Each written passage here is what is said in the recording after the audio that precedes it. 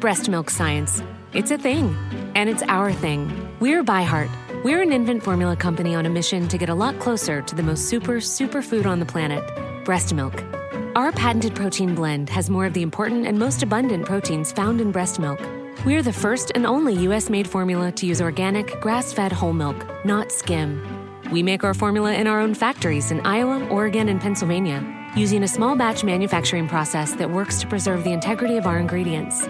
We ran the largest clinical trial by a new infant formula company in 25 years and clinically proved benefits like easier digestion, less gas, and softer poops versus a leading infant formula. We were the first infant formula company to earn the Clean Label Project Purity Award. And while we've put a lot into ByHeart, there's a long list of things you won't see on our ingredient list, like no corn syrup, no maltodextrin, no GMO ingredients, no soy, no palm oil. ByHeart, a better formula for formula. Learn more at byheart.com.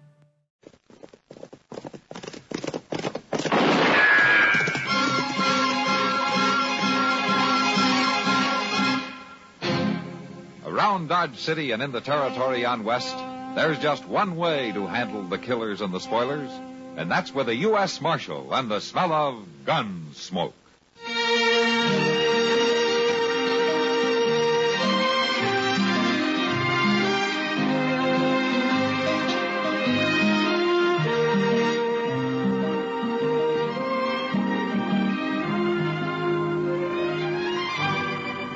Gunsmoke, starring William Conrad, the story of the violence that moved west with young America, and the story of a man who moved with it.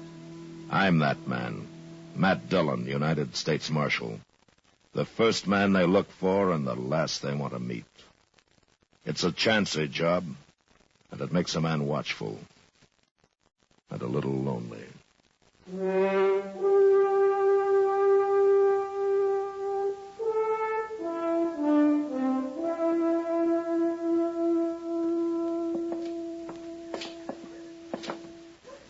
Mr. Dillon, you figure Aim will have your horse shod by now? I should have, Chester. He's a good blacksmith. I swear I don't see how nothing but prairie can wear out shoes so fast. It wears your boots out fast enough. Well, yeah, but they ain't ironed. Though the shape my feet's in, they might well be. Yeah, Gil Tallman must be waiting for a horse. He's a loudmouth, Arnold Cuss, ain't he? Got through with him. That horse was so lame he couldn't walk a foot. Ought to break your face. Please, if it was my fault, something I did wrong, don't pay me anything. What's the matter, Emil? Huh? Oh, Marshal, this fool Dutchman messed up my pony. Oh? Maybe it was a stone bruise. Ain't no stone bruise, Marshal. It's pinched feet. That's what it is. I ain't paying a cent to any blacksmith who cripples horses. Well, of all the mule-headed... It is all right, Chester. Best we forget it now. I purely don't like that, man. How about my horse, Emil? All finished. New shoes all around. Yeah, good. How much owe you? $2. All right. Here you are. Thank you. Yeah, Chester, you get up behind. I'll ride you back to the office, huh? Come on. There. Marshal. Yeah. Mr. Tolman is wrong about me. The horse he ride just now is one I shoot 2 days ago. You can see he is not lame. And he didn't seem to be. And there sure wasn't nothing wrong with the way he traveled. Emil, this has been going on for a long time. Why is Tolman hoorahing you? Do you know? Oh, maybe because I am German, maybe something else, who knows. Well, I'll ask him to pay his bill if you like. Oh, Marshal. You won't get rich if you aren't paid, Emil. Money is good, yeah, but not worth enemies. Now, whatever you say. Ready, Chester? Yes, sir. All right, hold on.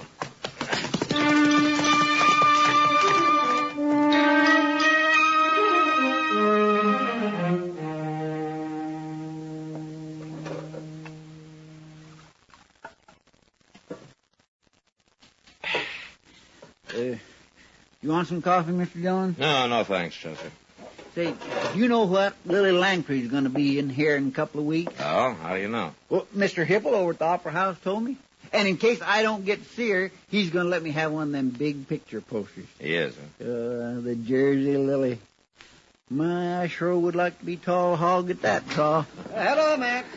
Chester. Hello, Doc. Hey, did you know Lily Langtry's going to be here? Did I know? Well, of course I did, Chester. Already paid Hipple for a chair. Oh, well. Well, is this all you two got to do? Just sit around and talk? Things are kind of quiet, Doc. You know, we can't always have a few shot-up cowboys just to keep you busy. Besides, we're waiting for the evening stage. I could just get the loan of $1, but I could see the Lily. All right, Chester. Here. Here's a dollar. Now, will you be quiet? Mr. Dillon, Marshal Dillon. Oh, Amo. Well, come on in. Oh, yeah, well, hello, Emil. Hey, you're all dressed up, Emil. You got your Sunday clothes on. Yeah. I'm meeting stage. 5 o'clock. Oh, is that so? Got new wife coming. You got a wife? Is right. Well, I didn't know you were married, Emil. Oh, no, not married yet. I will get married after she arrives. Well, who is it, Emil? Well, I am doing good now and want to have wife and children. But girls here in Dodge don't want Emil for husband, so I answer advertisement in St. Louis paper. An advertisement? What for? Advertisement says young German woman wants husband, so I write to the paper and say come to Dodge City, be wife of Emil Volheta. And she's coming on this evening's stage, huh? That is right. Well, what do you... Why, that's just fine. Yeah. It sure is, Emil. You got a place for her to stay? Yeah, I talked to Miss Adobe at the Dodge House. She'll stay there until I get place ready behind my smithy. It's here. The stage is pulled up the other side of the plaza. Well, good luck, Emil. Marshal, you and Doc and Chester come too. What? Yeah, I want you to meet Gretchen. We'll be proud. Oh, good. Oh, the funny thing, for a blacksmith, I'm very weak.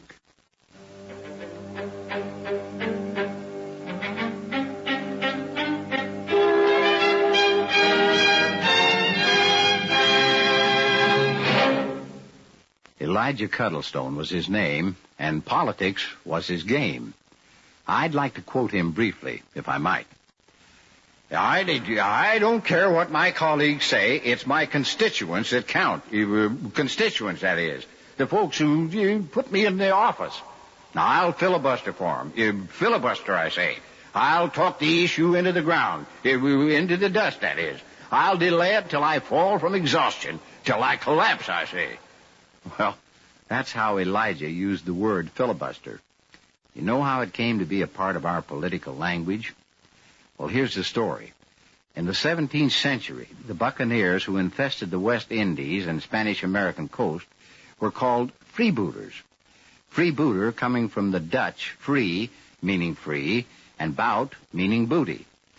Freebouter became filibustero to the Spanish, and to the English, filibuster. The word finally came to mean anyone waging an irregular warfare for his own gain.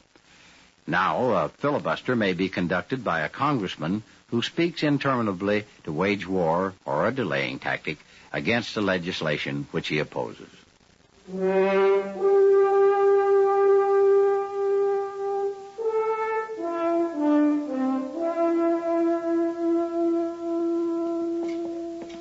You know, Marshal, all my life I am not afraid of anything, but now, for no reason, my stomach is sick. Yeah. There's only one woman getting off the stage. That must be her. Yeah. Say, she's a pretty little thing, ain't she? Yes, she sure is. Well, go on, Emil. She's standing there waiting. We'll wait here. Well, go on. Oh. Well, go on, man, go on. There's plenty of time to be nervous later. Yeah. Fräulein Schiller. Ja? Grüß Gott. Ich bin Emil Volheta. Ich bin fröhlich und glücklich, dass Sie gekommen sind. Herr Volheta? Ich hoffe, die Reise war nicht zu schwer. Nein, ganz gar nicht. Ich bin erfreut, hier zu sein. Meine Freunde sind sehr liebe Leute. Ich werde sie Ihnen vorstellen. Ja? You wonder how they can understand each other talking that way? Oh, for heaven's sakes. Oh, you are You the do? silliest. Oh, look, he's bringing her over. Sprechen Sie Englisch, Fräulein Gretchen? Ja, natürlich. Ach, gut. Marshal Dillon, Gentlemen, Miss Gretchen Schiller. How do you do, gentlemen? Welcome to Dodge, Miss Schiller. Thank you, Marshal. I hope you'll be very happy here. Yeah, you sure got a fine man. Thank you. I know much about him already. We have written. Now, Marshal, I will take Gretchen to the hotel. Kommen Sie, Gretchen. Wir gehen jetzt. Well, she seems a little scared, doesn't she, man? Doc, she took a big chance coming out here. Yeah. Well, come on, Matt. This is an excuse for some sort of a celebration. I'll buy a glass of rye. What? You too, Chester. Well, all right, Doc, since you're buying. You know, I was just thinking, she's so little and Emil's so big, I sure hope he don't take it into his mind to beat her now. No. You know, Chester, Emil's about the gentlest man I've ever known. Besides, Chester, that men don't always beat their wives. Well, I know that, but some does. Sam, set out some glasses and a bottle of rye whiskey, please. All right, Just see where he gets Now, it's Gil Tolman again, Mr. Dillon. Yeah. One of them burners is all we need around here, and now there's two. That's too many, Doc, you and Chester wait here, huh? We ought to tar and feather the both of them and send them on their way. That gal he brought out Tolman. here... How drunk are you? Ain't a man allowed to say what he thinks around Dodge no more, Marshal? Not when he's thinking the way you are. This is between Woolhater and me. There's nothing to do with the law. Why don't you drink up and get out and take Spooner and Willie here with you? Just a minute. You listen to me. All of you. Emil Woolhater's trying to mind his own business. And if there's any trouble, I'll know who started it, and he'll go to jail. You saying you can lock me up? Tolman, if Emil Woolhater ever gets mad enough, he'll kill you with his bare hands. Now, you leave him and that girl alone. Girl. Why, she's probably nothing but a...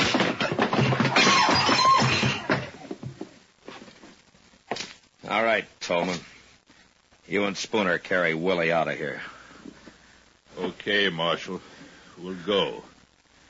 But just remember, I got a score to settle with that blacksmith.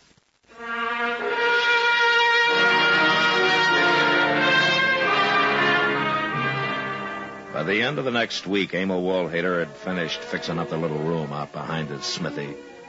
And the week after that, he married Gretchen Schiller. And on their wedding night, they made quite a picture. Standing there by the fire out behind the smithy, the great giant of a man and his little bride, smiling and happy. Now, somebody brought a barrel of beer, and there were boiled eggs and pickled pig's feet and roast chicken and smoked beef. And some of the women had brought sugar cakes and dried apple pie, and some of the men whiskey. It was good fun until Tolman and his two friends arrived. Well, I didn't think he'd have the nerve to show up here, Mr. Dillon. Neither did I, Chester. Where is the dancing? Kindly drunk. Yeah, so are Willie and Spooner. Willie, you go find yourself a gal. Hey, you two, Spooner. Me, I got one waiting. I'm gonna dance with this little old gal. How about it, Mrs. Woolhater? Emil? Come on, gal, dance. He don't care. Emil? We are all friends here, but Nobody's dancing right now, Tolman. Why don't you forget it? Well, if it ain't the marshal. You are welcome here, Mr. Tolman. There's food on the table and drink. I don't want nothing to drink. I want to dance. Hey, you start up that music. Come on, you. We're going to dance. Maybe you drink too much to dance, Mr. Tolman. Why don't you just go home, Tolman, and sleep it off, huh? Me and Gretchen's going to dance right now. Let go. Sorry to do this, Mr. Tolman, but now we put you in water. Put me down, you stupid Cool you off. Put me down. All right. There you go.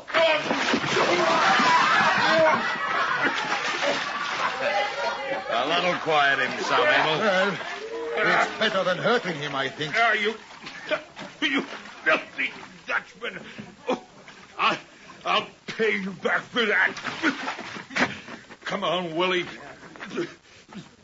Spooner, let's get out of here. Everybody, have fun. No troubles on wedding night of Gretchen and Emil.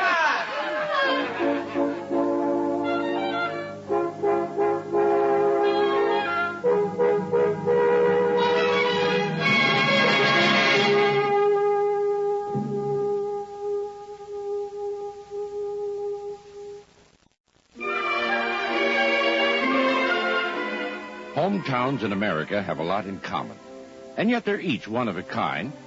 Take, for example, Washington, D.C. A native once quipped that the city's greatest import is tourists, and its greatest export is waste paper. No figures are available on the waste paper, but tourism in Washington increases each year. Of course, there are the monuments and shrines of our national government, but people come for more. They drive out Massachusetts Avenue to gaze at Embassy Row, or shop on fashionable Connecticut Avenue. In the summer, there are concerts at the Watergate and full-dress parades at the Marine Barracks. Out in Rock Creek Park, children return their Easter ducks to their natural habitat, releasing them in Pierce Mill Pond. In Georgetown, you can board the barges for an idyllic ride out the historic Chesapeake and Ohio Canal. Or, if you have to miss it all, the Beltway will whisk you around the district on Interstate 495.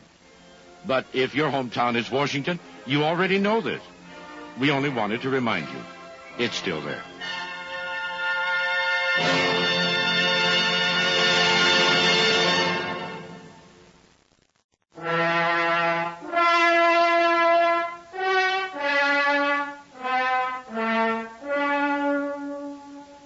There wasn't any more trouble that night or in the week that followed. I kept my eyes open, but there was no sign of Tolman or his friends, and Dodge was pretty peaceful. And then late one night, trouble did come, but not in the way I'd expected. I'd been out at the Crockett place, and when I rode back up to the office, Chester was waiting for me. Mr. Dillon? Hi, Chester. Oh, Mr. Dillon, I sure am glad you're back. What's the matter? Oh, there's been a fire. What? It was the blacksmith shop. What? A bunch of the men still over there. But well, where's Emil? I don't know. Nobody ain't seen him. What about Gretchen? Oh, Miss Kitty's with her. Oh, she's awful upset, poor thing. By the time we got bucket lines going, the place just about burnt to the ground. Well, how'd it get started? I don't know, but a shack like that flares up pretty quick. They didn't have time getting nothing out, beds or tables and such like. Look, there it is. Yeah, there isn't much left but a pile of coals. There's Miss Kitty right over there. Oh, yeah. Hello, Matt. Gretchen? Kitty? Oh, Marshal, he's gone. All gone. It's going to be all right, Miss Wolfetter. Kitty, why don't you take her over to your place? Huh? Oh, yeah, that's a good idea. You come with me, honey. Oh, no, I can't. Emil will be back. He will worry. Well, the marshal can tell him where you are. Well, where's your husband, Gretchen? He was called away. Well, when? A few hours ago, a man came for him. What man? One of the men who came our wedding night with Mr. Tolman. Oh, she means the night of the chivalry, Matt. Yeah, they must have been either Willie or Spooner. Yeah, that's right. Leave, Mr. Phillips. Oh, thank God. He was so pinchtig, Emil. I'm going to take her with me, Mr. Wolfetter. Yeah, you are kind, Miss Kitty. Right now she needs a woman. Yeah, sure. Come on, Gretchen. Let's go. Yeah, all right. Marshal, I think somebody set that fire. Well, why? Somebody wanted me away from my place. So he told me I was needed down the trail toward Willow Bend. A horse had pulled up lame because of thrown shoe. Yeah? But there was no horse. Well, who was it, Emil? It was the man Spooner. Emil, if you'll say Tolman was behind this, I'll have him in jail by morning. No, Marshal, I don't know for sure. But anyway, this I settled myself. I won't have any killing, Emil. There will be no killing. But for the first time, I am very angry. Not so much for me, but for little Gretchen. What are you going to do? I will wait. Next time I see Tolman, I will teach him lesson.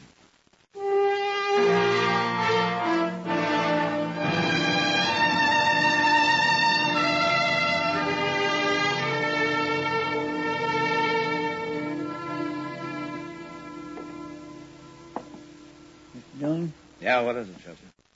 there's Gil Tolman coming. What? He's got Willie and Spooner with him.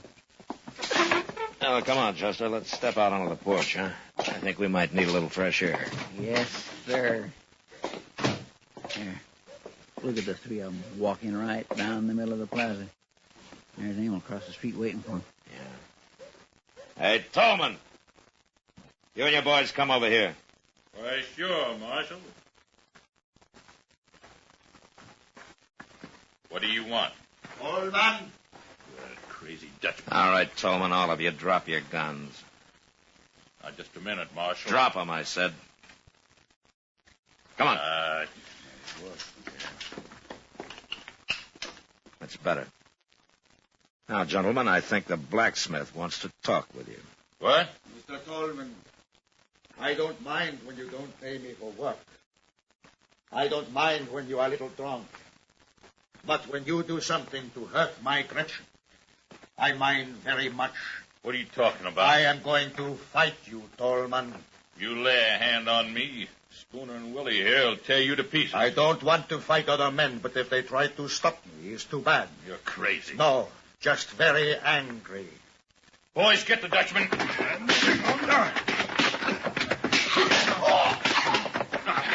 Mr. Dillon, Stay out of it, Chester.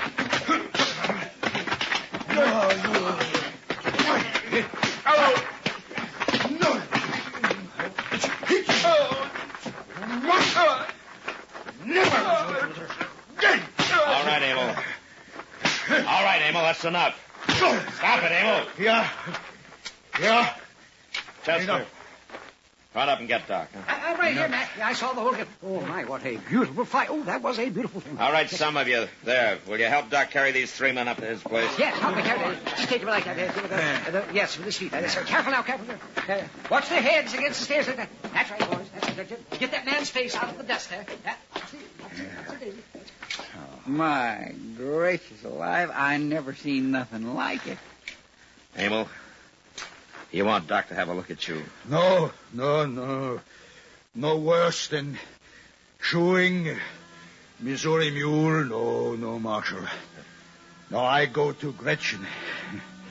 It is time that we start building new home.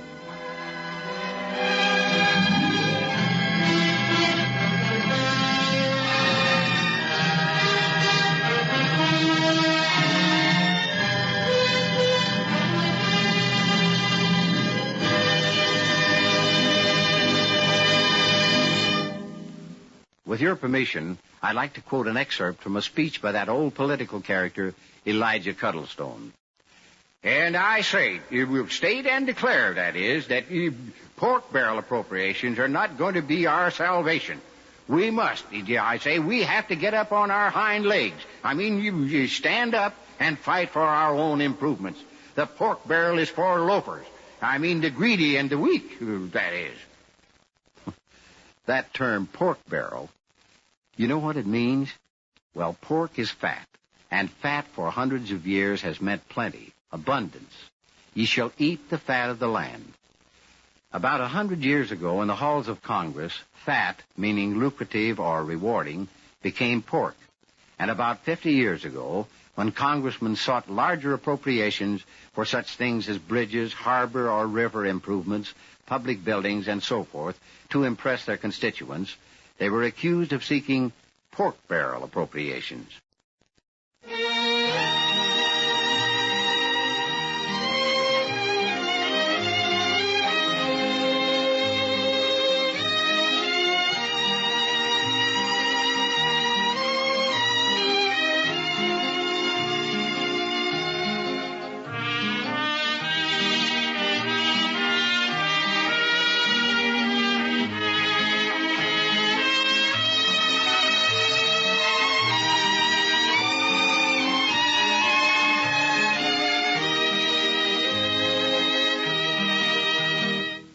Gunsmoke. Produced and directed by Norman Macdonnell. Stars William Conrad as Matt Dillon, U.S. Marshal. Featured in the cast were Parley Bear as Chester, Howard McNear as Doc, and Georgia Ellis as Kitty. George Walsh speaking. Join us again next week for another specially transcribed story on Gunsmoke. This is the United States Armed Forces Radio and Television Service.